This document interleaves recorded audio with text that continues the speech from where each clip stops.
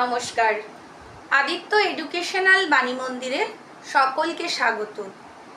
কেমন আছো আমার প্রিয় ছাত্রছাত্রী ভাই বোনরা? আশা করি খুব ভালো আছো। আমি দ্বাদশ শ্রেণীর গঙ্গা স্তোত্রম পড়াচ্ছিলাম। গঙ্গা স্তোত্রমের প্রত্যেকটা শব্দের অর্থ, ব্যাকরণগত বিশ্লেষণ নিয়ে গঙ্গা স্তোত্রমটা পড়াচ্ছিলাম। আগের দিন আমরা 3টে শ্লোক পড়েছি। সেখানে আমরা দেখতে পেয়েছি যে শ্রী গঙ্গা স্তোত্রম এটি মহর্ষি শঙ্করাচার্যের লেখা। আর কি দেখতে পেয়েছি, সেখানে দেখলাম যে রাজা ভগীরথ, যিনি ইক্ষ্বাকু বংশীয় সগররাজের পুত্র দিলীপ, তার পুত্র ভগীরথ। তাই এই ইক্ষ্বাকু বংশের কি হয়েছিল না, ইক্ষ্বাকু বংশের কপিল মুনির অভিশাপে এদের মানে এরা উদ্ধার পায়নি। তাই এদেরকে উদ্ধার করার জন্য ভগীরথকে কি বলা হলো যে গঙ্গাকে যদি মর্তে আনয়ন করা যায় তবে গঙ্গার জলে এনারা সকলে মুক্তি লাভ করবে। তখন ভগীরথ দেবী গঙ্গার স্তব করে তাকে স্বর্গ থেকে মর্তে আনয়ন করেন। এবার সেই গঙ্গা তার যে লীলাক্ষেত্র, এই মর্তভূমি, এই মর্তভূমিতে দেবী গঙ্গার মাহাত্ম্য কীর্তন হচ্ছে এই শ্রী গঙ্গা স্তোত্র। সেই শ্রী গঙ্গা স্তোত্রের 3টে শ্লোক, 3টে শ্লোকের প্রত্যেকটা শব্দের অর্থ বিশ্লেষণ করে আমি পড়িয়েছি। আজকে আরও 3টে শ্লোক আমি পড়াবো। খুব মন দিয়ে শুনবে, সবাই খাতা পেন নিয়ে বসবে। প্রত্যেকটা শব্দের অর্থ বলবো, প্রত্যেকটা শব্দের অর্থ বলবো, ব্যাকরণগত বিশ্লেষণ করব। কিছু কিছু প্রশ্ন হবে, যেমন জাহ্নবী কেন বলা হয়, কল্পলতা কি, তাকে বিশ্বজননী জননী বলা হচ্ছে কেন, খণ্ডিত গিরিবর বলতে কি বোঝানো হয়েছে, সমস্তটা আমি ব্যাখ্যা করে বিশ্লেষণ করে বুঝিয়ে দেবো। তার জন্য কি করতে হবে, তোমাদের পুরো ভিডিওটা দেখতে হবে প্রথম থেকে শেষ পর্যন্ত, একটু স্কিপ করবে না। আর আশা করি তোমাদের পড়ানোটা খুবই ভালো লাগবে, কারণ এরভাবে খুব একটা পড়ানো হয় না, সবাইকে আমি পড়াতে দেখিও নি। তোমরা ভিডিওটা সাবস্ক্রাইব করবে, লাইক করবে, কমেন্ট করবে, শেয়ার করবে। আমি এরকম ভিডিও তোমাদের পড়ানোর আরও অনেক ভিডিও আমি দেব, এমনভাবে দেওয়ার চেষ্টা করব যাতে তোমরা নিজেরাই বাড়িতে পড়ে মিনিমাম 100%-এর মধ্যে 99% মার্কস নিয়ে চলে আসতে পারো। চলো শুরু করছি। আমি যেভাবে শুরু করে পড়বো, এটি পদ্যটিকা ছন্দে রচিত। পদ্যটিকা ছন্দের যে সুর হয় সেই সুরে আমি পড়বো, তোমরা খুব মন দিয়ে পড়বে। আর একটা কথা তোমরা মনে রাখবে, অ ই, ই বলতে হস্যই, হস্যু, রি, এই 4টে হলো রস্বস্বর। এই 4টে যখন উচ্চারণ করবে যে সময়টা নেবে, বাদবাকি দীর্ঘস্বরগুলো উচ্চারণ করতে কিন্তু তার থেকে দ্বিগুণ সময় নেবে। ঠিক আছে, চলো আমি পড়াচ্ছি, তোমরা বুঝতে পারবে। শুরু করি। হ্যাঁ, 4 নম্বর শ্লোক। তব জল কাশি হয়েছে, দাঁড়াও একটু, শুরু করছি। তব জলমমলং येन निपीतं परमपदं खलु तेन गृहीतम्। আবার বলো। तब जलममलं येन निपीतं परमपदं खलु तेन गृहीतम्। मातर्गङ्गे त्वयि जो भक्तः किल तं द्रष्टुं नायमशक्तः, किल तं द्रष्टुं नायमशक्तः। তব, তব মানে কি, তব মানে তোমার, জলম যুক্ত অমলং, জলম যুক্ত অমলং, জলম মানে জল, জলটি কেমন, অমলং মানে নির্মল পবিত্র, येन মানে যার দ্বারা, যেন মানে যার দ্বারা, নিপীতং, নিপীতং, নিটা এখানে কি আছে তোমরা জানো, উপসর্গ, তার সঙ্গে পিত যোগ করে হয়েছে নিপীতং মানে পান করা হয়েছে। বলছে তোমার এই নির্মল জল যার দ্বারা পান করা হয়েছে, বা তোমরা প্রত্যক্ষভাবে বলতে পারো যে হে মা গঙ্গা, শঙ্করাচার্য বলছেন তোমার এই নির্মল জল যারা পান করেছে, পরম পদং খলু, পরম পদ, ঈশ্বরের পরম পদ, খলু মানে নিশ্চিত রূপে, তেন যেন মানে যার দ্বারা, তেন মানে তার দ্বারা, গৃহীতম লাভ করা হয়েছে।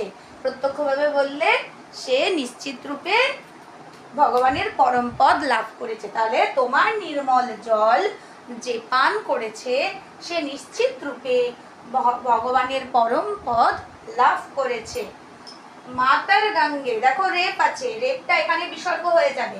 মা তো যুক্ত গঙ্গে, হে মা গঙ্গা, তোই মানে তোমার, যে ভক্ত, তোমার যে ভক্ত, কিলো মানেও নিশ্চিত রূপে, কিলো তং মানে তাকে, কিলো মানে নিশ্চিত রূপে তাকে, দ্রষ্টুম মানে দেখতে, ন যম শক্ত, যম মানে যমরাজ, ন শক্ত, শক্ত মানে সমর্থ, ন শক্ত মানে অসমর্থ। তার মানে যে হে মা গঙ্গা, তাকে যমরাজও দেখতে সমর্থ হয় না, মানে যমরাজও তাকে দেখতে ভয় পায়। তাহলে হে মা গঙ্গা, তোমার অমল মানে নির্মল জল যে পান করেছে যমরাজও নিশ্চিত রূপে তার থেকে দূরে থাকে, তাই তো? এবার চলো পরেরটায় যাই। আচ্ছা এখানে এখানে দেখো কিছু কিছু সে বলে দিচ্ছি তোমাকে। তব, তোমার, এটা তোমরা জানো কোন শব্দের যুষ্মৎ, যুষ্মৎ শব্দের তব, তোমার হয় ষষ্ঠী বিভক্তিতে আছে, ঠিক আছে? জলম, অমলম এই দুটোতেই দ্বিতীয় বিভক্তি আছে, যেন যার দ্বারা তৃতীয় বিভক্তি আছে, ঠিক আছে? দ্রষ্টুম, দৃশ যুক্ত তুমুন, দ্রষ্টুম, এখানে তুম প্রত্যয়ন্ত শব্দ, তুম প্রত্যয় যুক্ত হয়ে দৃশ যুক্ত তুমুন, দ্রষ্টুম, বোঝা গেল? আর এই যে কিলো, অব্যয় পদ, ঠিক আছে? এগুলো সব মনে রাখবে। খুব খুশি হয়েছি তুমি শ্লোক বলেছে, আবার শ্লোকে যাচ্ছি। এটা বোঝা গেল সাথে তোমার নির্মল জল যে পান করেছে স্বয়ং নিশ্চিত রূপে সে ভগবানের পরম আশ্রয় লাভ করেছে, আর যে তোমার ভক্ত হয় স্বয়ং যমরাজ তাকে দেখতে অসমর্থ। তাহলে এখানে শর্ট কোশ্চেন যদি হয় যে গঙ্গার নির্মল জল পান করলে কি হবে, তখন উত্তর হবে গঙ্গার নির্মল জল পান করলে ভগবানের পরম পদ লাভ করা যাবে। আচ্ছা, ভগবানের মা গঙ্গার ভক্ত যে হবে তার কি হবে, তাকে যমরাজও দেখতে পাবে না। বোঝা গেল? পরে চলে যাচ্ছি, চলো 5 নম্বর শ্লোক। পতিতোদ্ধারিণী জাহ্নবী গঙ্গে খণ্ডিত গিরিবর মণ্ডিত ভঙ্গে ভীষ্ম জননী খলু মুনিবর কন্যে, ভীষ্ম জননী হে মুনিবর কন্যে, পতিত নিবারিণী ত্রিভুবন ধন্যে, পতিত নিবারিণী ত্রিভুবন ধন্যে। এখানে প্রশ্ন হবে যে গঙ্গাকে জাহ্নবী কেন বলা হয়েছে, তাকে ভীষ্ম জননী কেন বলা হয়? চলো সম্পূর্ণ আলোচনা করব, বড় প্রশ্ন হবে এখান থেকে। প্রথমে আমরা শ্লোকের অর্থ ব্যাখ্যা করে নিই। পতিত যুক্ত উদ্ধারিণী, উদ্ধারকারিণী লিখে ফেলেছি আমি, পতিতদের উদ্ধারকারিণী জাহ্নবী মানে জন্মমণির কন্যা গঙ্গে, হে গঙ্গা, খণ্ডিত গিরিবর, খণ্ডিত মানে ভাঙাচোরা, গিরিবর মানে পাহাড়। তোমরা জানো যে গঙ্গা যখন ওপর থেকে উচ্চ গতিতে প্রবাহিত হয় তখন কি করে, যে যেখান দিয়ে প্রবাহিত হয় সেখানে পথের মধ্যে পাহাড়, পাথর যা কিছু থাকে সব ভাঙতে ভাঙতে নামে। তাই হিমালয়ের সেই পাথরগুলোকে ভাঙতে ভাঙতে নামে, তাই গিরিবরকে পাথর বলা হলো। ভগ্ন পাথর দ্বারা মণ্ডিত মানে শোভিত, কি শোভিত, তোমার তরঙ্গ। তা ওই বলছে যে তোমার সঙ্গে সঙ্গে যখন ওই পাথরের কণাগুলো বা খণ্ডগুলো নামছে তা দেখে তোমার রূপটা আরো বেশি যেন মনোহর মনে হচ্ছে। ভীষ্ম জননী হে মুনিবর কন্যে, হে ভীষ্ম জননী তুমি মুনিবর কন্যে। কেন মুনিবর কন্যে? উনি জন্মমুনির কন্যা, তাই মুনিবর কন্যে। পতিত নিবারিণী, পতিত মানে পতিত বা পাপীদের উদ্ধারকারিণী, ত্রিভুবন ধন্যে, তুমি 3টি ভুবনকে ধন্য করছো। 3টি ভুবন স্বর্গ মর্ত্য পাতাল, এই 3টি ভুবনকে তুমি ধন্য করছো। এবার আমরা আসবো যে কেন জাহ্নবী বলা হলো। দেখো গঙ্গাকে জাহ্নবী বলার কারণ বলছি। তোমরা জানো ইক্ষ্বাকু বংশের রাজা ছিলেন সগর, তার পুত্র ছিল দিলীপ।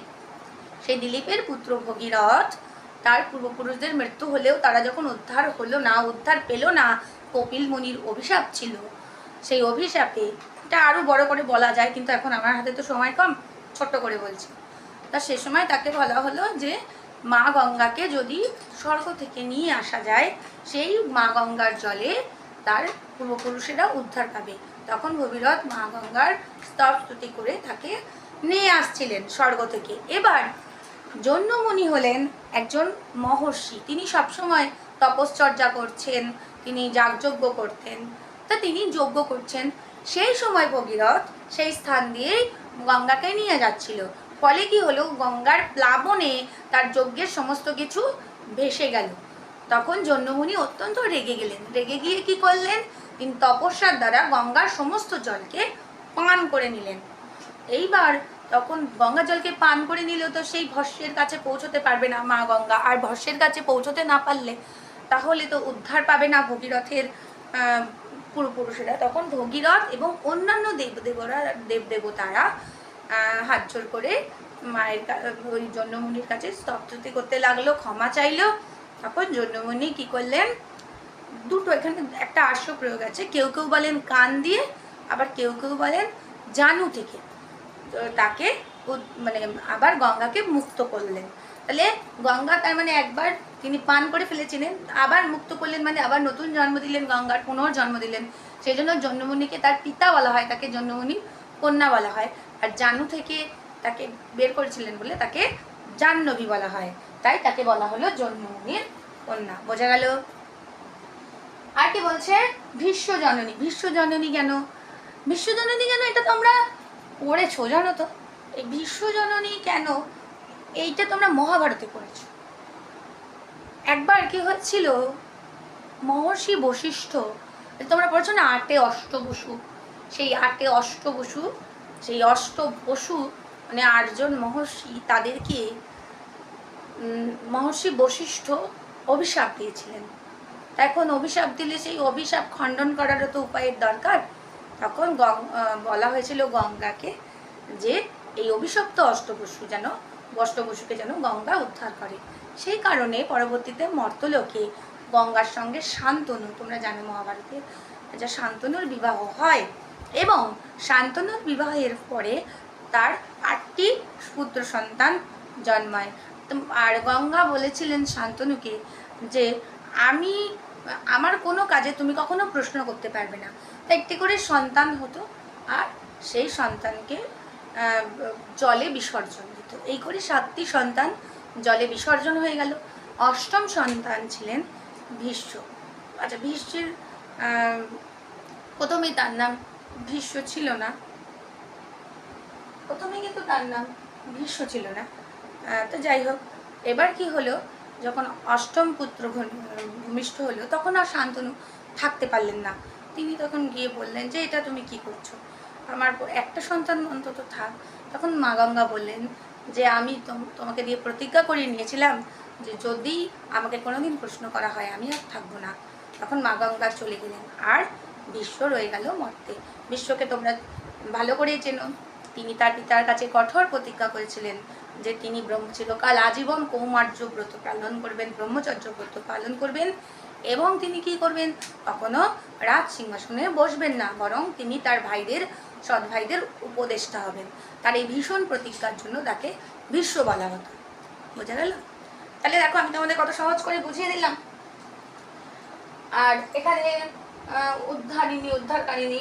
আচ্ছা, গঙ্গাটা তোমরা জানো, গঙ্গার সম্বোধন পদে গঙ্গে হয়েছে ভঙ্গ।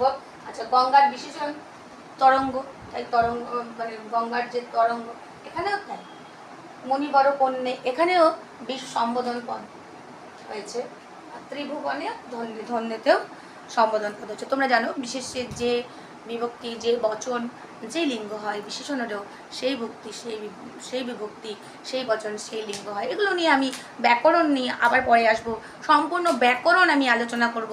সন্ধি একদম শব্দরূপ থেকে শুরু করব, শব্দরূপ, ধাতুরূপ, সন্ধি, প্রত্যয়, সমাস, লিঙ্গ, বচন, নত্যবিধান, সত্যবিধান। কিন্তু তোমরা কই, তোমাদের কমেন্ট করো, বলো যে তোমরা কি কি পড়তে চাও।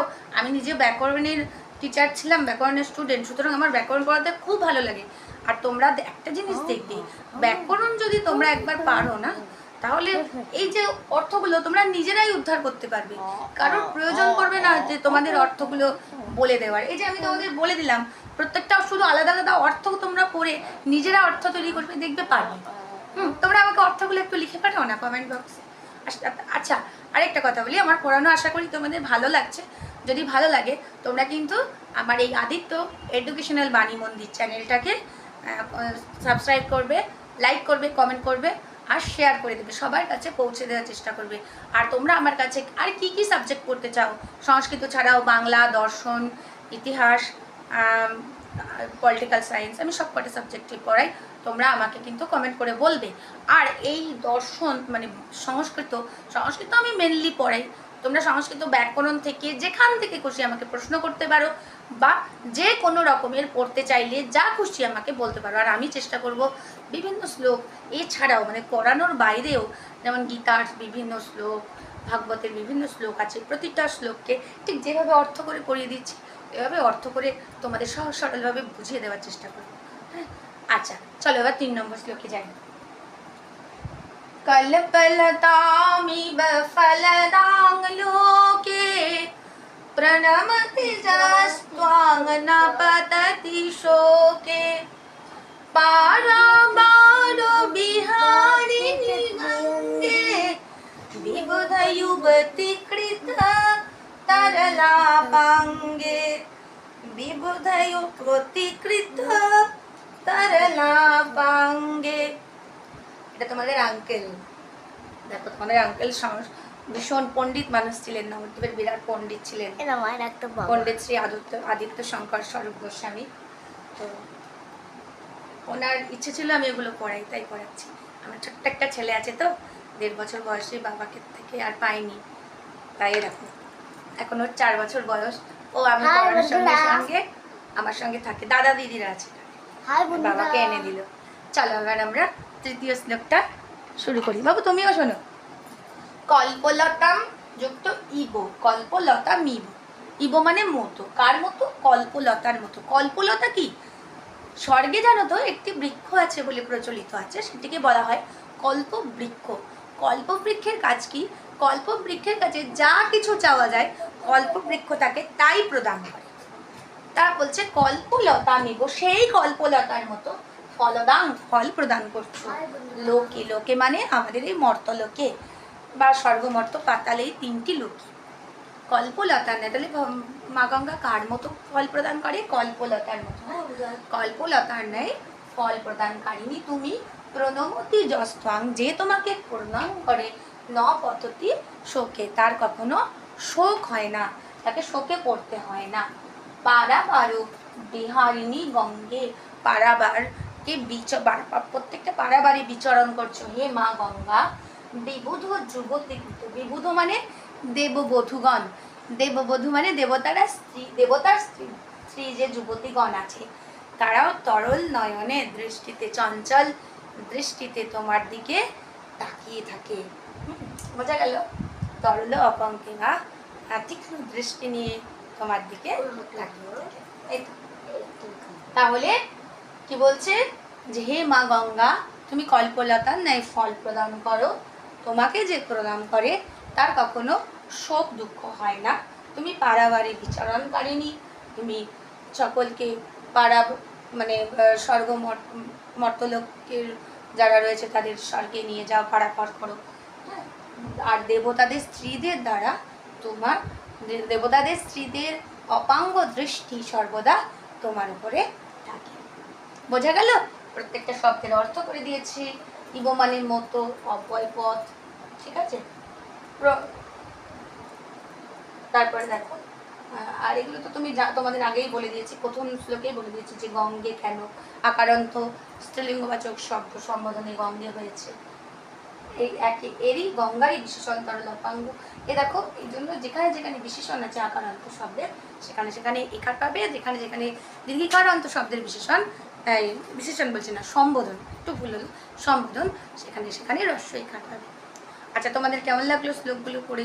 আশা করি তোমরা এবার বাড়িতে পড়ার চেষ্টা করো, দেখবে নিজেরাই অর্থ করতে পারছো আর গল্পগুলো তোমাদের মনে থাকবে। পরের দিন আমি বাকি 4টে শ্লোক পড়িয়ে দেবো। তোমাদের 10টা শ্লোক আছে, 4টে শ্লোক পড়িয়ে এখানে মানে শ্লোকগুলো স্টপ করব, তারপর শুরু করব শ্লোকের বড় বড় প্রশ্ন, ছোট প্রশ্ন, এমসিকিউ, কী প্রশ্ন হতে পারে আমি তোমাদের একেবারে এইচএসের সে দিয়ে দেবো, সাজেশান দিয়ে দেবো, ঠিক আছে? শুধু সাজেশানই দেবো না, প্রত্যেকটা সাজেশান দেওয়ার সঙ্গে সঙ্গে বিষয়টা ব্যাখ্যা করে বুঝিয়ে দেবো। আর তোমরা যদি চাও আমি তোমাদের নোট করেও দিতে পারি, কিন্তু সেটা আমাকে না বলা পর্যন্ত আমি কিন্তু দেব না। তাহলে সবাই খুব খুব খুব ভালো থেকো, আজকে এখানেই রাখছি, আবার দেখা হবে আগামীকাল। আর একাদশ শ্রেণীর যারা আছো তাদের ভিডিও আমি খুব তাড়াতাড়ি দিয়ে দেবো। আমাদের বাদি বন্ধুর চ্যানেলটা সাবস্ক্রাইব, লাইক, শেয়ার করে দাও, তাহলে তোমরা আমার ভিডিওগুলো হাজারটা দেখতে পাবে। টাটা বন্ধুরা, আজকে কেমন লাগলো দেখ।